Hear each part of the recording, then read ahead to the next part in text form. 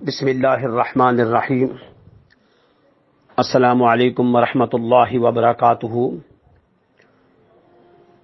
ہماری ایک ادارے کی بہن نے کوشچن کیا تھا علماء کے متعلق، موت کے متعلق اور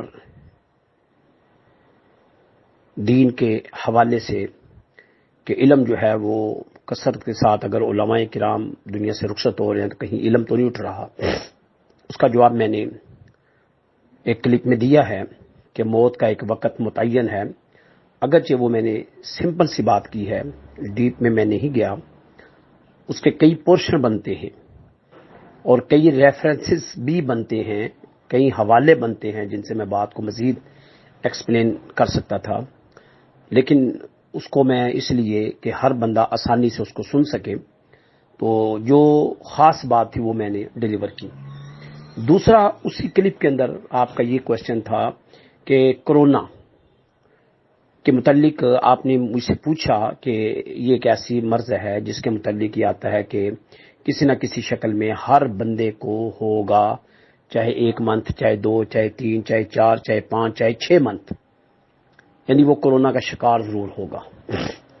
اس کے اوپر میں تھوڑی سی گفتگو طویل کروں گا کہ اس کے اوپر جب سے یہ موضوع شروع ہوا ہے تب سے اس کے متعلق ہماری ایک رائے ہے، اور میں اس کی بھی وضاحت کروں گا کہ ہماری یہ رائے کیوں ہے۔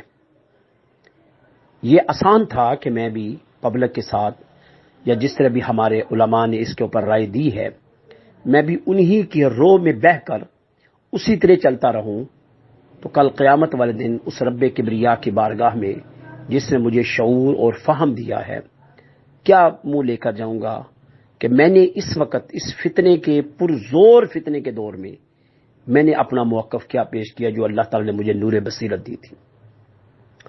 آپ یہ دیکھیں کہ لفظ کورونا یہ کس مرض کا نام ہے؟ میں آپ سب سے کوشچن کرتا ہوں، مجھے ضرور بتائیے گا کہ لفظ کورونا جیسا کہ ہیپاٹائٹس ہے، آپ اس کو ایکسپلین کر سکتے ہیں کہ ہیپاٹائٹس اے، بی، سی، یہ 3 مختلف درجے ہیں۔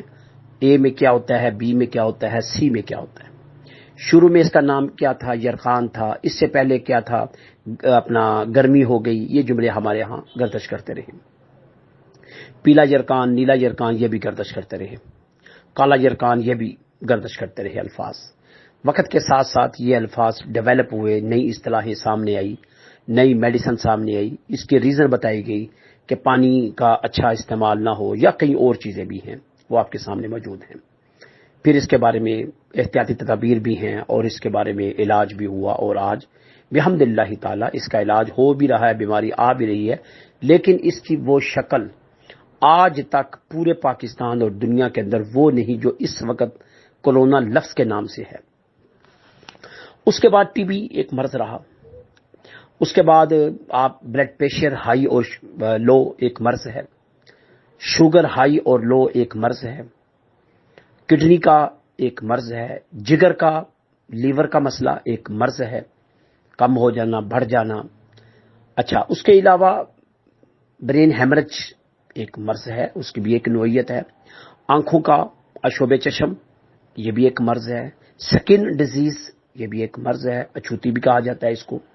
اس کے علاوہ اور کئی ایسے امراض ہیں جو کہ موجود ہیں۔ میں یہاں پر میں چاہوں گا کہ اگر اللہ تعالیٰ آپ کو موقع دے تو ضرور آپ گوگل پر جائیے گا کہ ڈاکٹر رتھ کے متعلق کہ یہ اس نے بہت عرصہ پہلے یعنی 1950 کی دہائی میں اس نے MBBS کیا، باہر کی یہ سٹیزن تھی، باہر سے پاکستان میں آئی، کراچی میں اس نے قیام کیا۔ کراچی میں ایک جذام مرض تھا، طاعون مرض تھا، یہ جذام اور طاعون کا علاج کرتی تھی، اور اس بستی کے اندر اس نے اپنے کلینک بنائے اور کئی کلینک بنائے، حتیٰ کہ یہ ابھی ریسنٹلی 2016 یا 17 سم تھنگ آپ لے لیں، اس کا انتقال ہوا ہے۔ وہ کرسچن تھی، اس نے اپنی ساری زندگی جذام کو دی اور اس مرض کو دی اور اس جذام کے خلاف جنگ لڑی۔ نتیجہ یہ نکلا کہ جذام ہار گیا اور وہ جیت گئی، اور وہ اس اچھوتی مرض کے درمیان رہنے کے باوجود وہ طبعی موت مری ہے، طبعی موت مری ہے۔ اس کو کوئی جرم نہیں تھا، حالانکہ وہ ڈاکٹر ہے۔ اس جملے کو یہاں رکھیں، اس نے اپنی ایک ٹیم بنائی ہوئی تھی، اس جملے کو یہاں رکھیں۔ آج اس کورونا کے لفظ کو اتنا ہائی لائٹ کیا گیا کہ پوری دنیا اور پاکستان بشمول میں ڈاکٹروں کو، نرسوں کو، فارماسسٹ کو، دیگر کئی لوگوں کو موت کا شکار کر دیا گیا کہ یہ مرض اتنی خطرناک ہے۔ سوال میرا پھر وہی ہے کہ کورونا ہے کیا؟ اس مرض کا نام کیا ہے؟ اس کی سمٹم تو آ گئی کہ گلے میں خراش ہوگی، سانس اکھڑ کر آئے گا، زکام بھی اس کی ایک شرط میں بعض نے لکھا ہے بعض نے کہا نہیں ہے، اور بخار کے بارے میں بتایا کہ بخار رہے گا، ٹمپریچر ہوگا۔ یہ 3-4 اس کے علامات ہیں۔ وائرس کی شکل میں ہے کہ وبا ہے اور پوری دنیا اس کی لپیٹ میں ہے۔ اور اس کے بعد پھر یہ ہے کہ اس کی ابھی تک کوئی ویکسین، کوئی میڈیسن نہیں آئی، تو آپ پیناڈول کی شکل میں، ڈسپرین کی شکل میں، غرارے کی شکل میں، اور اپنے آپ کو قرنطینیہ کر لیں، لاک ڈاؤن میں چلے جائیں، گھر میں چلے جائیں، کونے میں بیٹھ جائیں، آپ اس مرض سے بچ جائیں گے۔ اس صورتحال سے اس وقت ہم دو چار ہیں۔ اب ہم نے یہ موقف اختیار کیا، کیوں کیا؟ کہ ہماری جو نظر جو اللہ تعالیٰ نے ہمیں دی ہے، نور بصیرت دی ہے، میرے آگے پیچھے بہت کچھ ہے، میں دیکھ رہا ہوں۔ میرے جو میڈیکل کے ساتھ وابستہ لوگ ہیں، میری ان کے ساتھ ٹاک ہوتی رہتی ہے، میڈیا کے ساتھ وابستہ لوگ ہیں ان کے ساتھ ٹاک ہوتی ہے، محکمہ تعلیم کے ساتھ جو وابستہ لوگ ہیں ان کے ساتھ ٹاک ہوتی ہے۔ اب اس وقت پاکستان کے اندر جو صورتحال ہے، میں صرف پاکستان کی بات کروں گا، دنیا کی بعد میں بات کروں گا۔ پاکستان کی جو صورتحال ہے وہ لوگوں کو آپ نے باؤنڈ کر دیا اندر کمروں میں۔ اب جو کمروں کے اندر باؤنڈ ہونے سے جو اخلاقی سطح پر ہم گرنا شروع، اس کی آپ کو ابھی اویئرنس نہیں ہوئی۔ طلاقوں کی پرسنٹیج بڑھ گئی، بچوں کے اندر بد اخلاقیاں آ گئی، لوگ اپنا ٹیکنیکل طریقے سے لوگ مریض ہونا شروع ہو گئے، اور یہ ایسا مرض لوگوں کو لاحق ہو گیا نفسیاتی طور پر، لوگ ان کے ذہن سٹک ہو گئے، کام جو نہیں ہے، بچے گھروں میں رہ کر نفسیاتی مفلوج ہو گئے۔ اب یہ دیکھیں کس طرح اٹیک کیا جا رہا ہے۔ مساجد کو بند کر دیا گیا، مدارس کو بند کر دیا گیا، سکول، یونیورسٹیز، کالجز کو بند کر دیا گیا، اور آپ کو بٹھا دیا گیا آن لائن میں۔ اب کمال ہے جی، آن لائن ہم پڑھ رہے ہیں جی، اور آن لائن کی جو پوزیشن ہے، جو فیسلٹیز آپ کے پاس ہیں، وہ آپ کو پتا ہے کہ کس انداز سے سگنل آپ کے آ رہے ہیں، کس انداز سے آپ کو آن لائن کی فیسلٹیز مل رہی ہے، کلاسیں ہو رہی ہیں، ڈسکنیکٹ سسٹم ہو جاتا ہے۔ یعنی اس وبا کا علاج اگر ہم نے گھر بیٹھ کے کرنا تھا تو وہ بھی صحیح طریقے سے نہیں کر سکے۔ نتیجہ یہ نکلا کہ بے روزگاری عام ہو گئی، لوگوں کی دین کے اوپر اعتماد ختم ہونا شروع ہو گیا، دعاؤں کے اوپر اعتماد ختم ہونا شروع ہو گیا، اور ایک دفعہ دعا کی، 2 دفعہ کی، 3 دفعہ کی، 1 دفعہ دروشی پڑھا، 2 دفعہ پڑھا، 3 دفعہ، یعنی لوگوں کا دینی انحطاط بڑھنا شروع ہو گیا۔ ایسے لمحے میں ہمارا کردار کیا ہے جو ہم انسٹیٹیوشن کو مینٹین کر رہے ہیں؟ ہمیں کیا کرنا چاہیے تھا؟ ہمیں کون سا موقف اختیار کرنا چاہیے تھا؟ مختلف رائے ساری رات میڈیا چیختا ہے، فگر دیتا ہے۔ اگر آپ جب سے پاکستان کے اندر اس کی کورونا کا دخول ہوا ہے، آپ اس سے پہلے اپنا سروے کریں، اموات کو لیں، ہسپتالوں کا سروے کریں، ان کا رش لیں، اور اس کو آپ ٹیلی کر لیں ان 2-3 مہینوں کی اموات کے ساتھ، امراض کے ساتھ، اور اپنا یہ کیا آپ کہیں گے ٹیسٹوں کے ساتھ، ان کے ساتھ آپ ٹیلی کر لیں۔ وہ ٹیسٹ دیکھیں، ان کی رپورٹیں دیکھیں، ایمرجنسی کے اندر ان کی رپورٹیں دیکھیں، او پی ڈی کے اندر ان کی رپورٹیں دیکھیں، ہر وارڈ کے اندر کس طرح کا پیشنٹ تھا، ڈیتھ کی جو پرسنٹیجیں تھی وہ کیا کیا تھی، ہر وارڈ سے یا ہر ڈپارٹمنٹ سے کتنی ڈیتھ روزانہ ہوتی تھی، ایکسیڈنٹ کی شکل میں، قتل و غارت کی شکل میں، یہ ساری چیزیں آپ ان کو جمع کریں، اور موجودہ یہ 3 مہینے کے آپ سروے لے لیں، اس کا روز کا سروے کر کے پرسنٹیج نکال لیں، آپ کو خود سمجھ آ جائے گی ہم کہاں پہ کھڑے ہیں۔ اب ایک لوگوں کے اندر خوف پیدا کر دیا گیا، میں شارٹ کٹ بات کرتا ہوں، خوف پیدا کر دیا گیا۔ جب سارا دن یہ ایک موضوع ہو، ہمارے محلے میں بھی کورونا نکل آیا جی، لا محلہ، اگر آپ کے اندر آپ مذہبی آدمی ہیں، آپ کے اندر اللہ تعالیٰ نے اویئرنیس دیا دین کی، تو آپ کو کچھ لوگوں کا سامنا کرنا پڑا، تو آپ بے بس ہو گئے، آپ کے پاس کوئی جواب نہیں تھا۔ آپ اپنے خدا کے اوپر بھروسہ، یعنی مجھے کیا ہے کہ میں آپ کو خدا کے اوپر بھروسے کی طرف لے کر جا رہا ہوں کہ وہ مالک جس نے جہاز کے اندر، جہاز کرش ہوتا ہے، کبھی کوئی واقعہ مجھے آپ سنا دیں، میں ضرور آپ کو ماننے کو تیار ہوں گا کہ جہاز کرش ہوا ہو اور بندہ کوئی بچ گیا ہو، آپ کے سامنے ہے۔ اگر زندگی اور موت انسان اور بیماری کے اختیار میں ہوتی تو جہاز میں دو بندے زندہ، صحیح سلامت، بقائمی ہوش و حواس کے ساتھ، اور عین اس وقت جب جہاز کراش ہو رہا ہے، ٹھیک آدھے پونے گھنٹے، 1 گھنٹہ، 3 گھنٹوں کے بعد ان کی پریس کانفرنس، ان کی میڈیا کے ساتھ گفتگو جاری اور ساری ہو گئی۔ ان کے ہاتھ نہیں جلے، ان کے چہرے نہیں جلے، ان کے جسم نہیں جلے، ان کی ہڈیاں کرش نہیں ہوئی، ان کے چہرے مسخ نہیں ہوئے، حتیٰ کہ دہشت سے وہ کومے میں نہیں گئے۔ تو خدا نے بتایا نا کہ میرے ہاتھ میں زندگی اور موت ہے۔ اب تو سمجھ جاؤ۔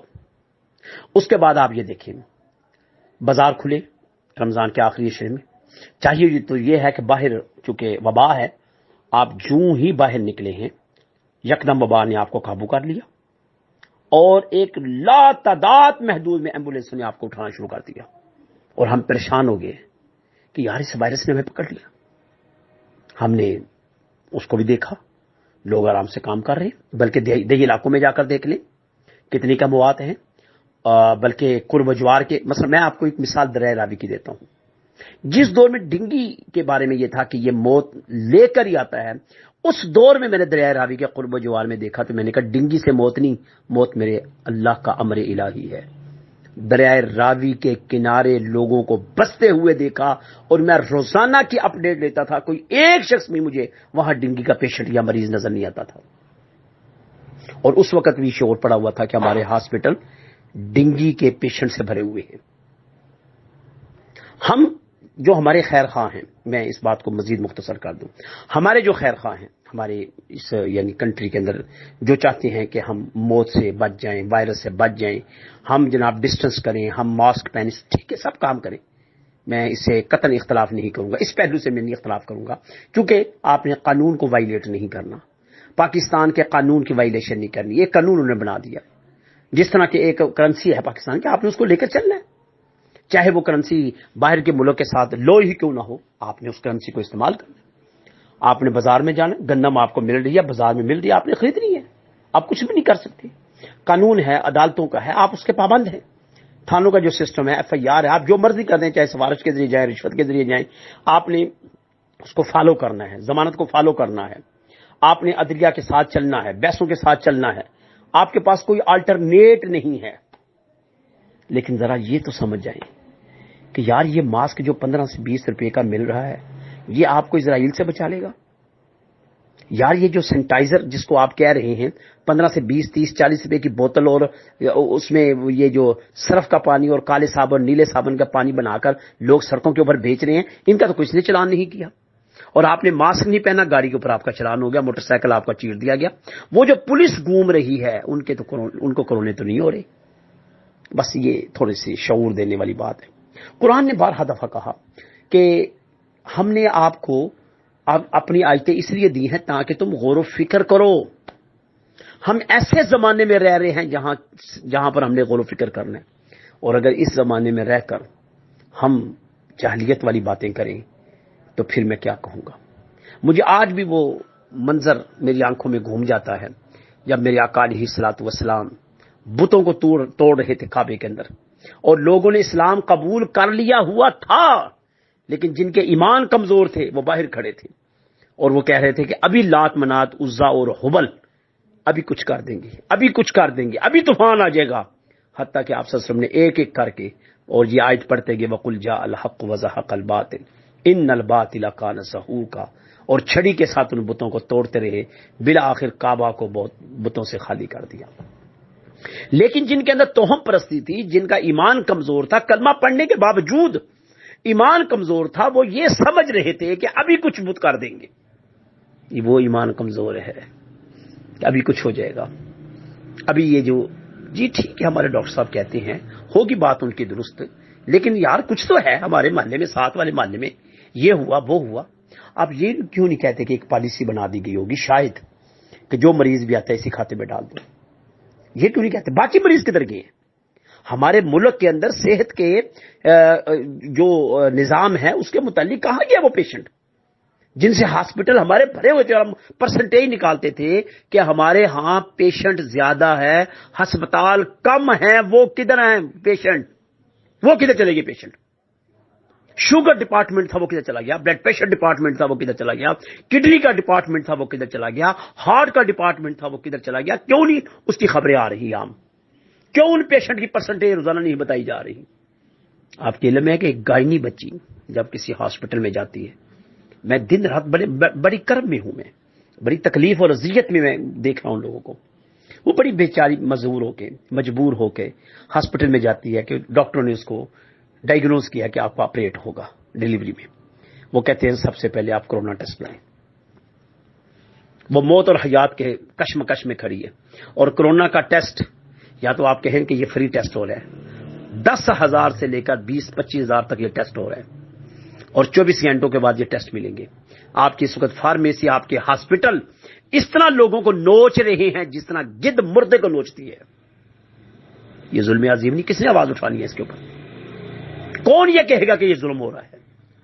مہنگائی کی پرسنٹیج لا محالہ بڑی ہوئی ہے، کون یہ کہے گا؟ اگر ہم آج وقت ہے اس بات کا، وہ ہے نا بڑا پیارا جملہ ہے علامہ اقبال نے فرمایا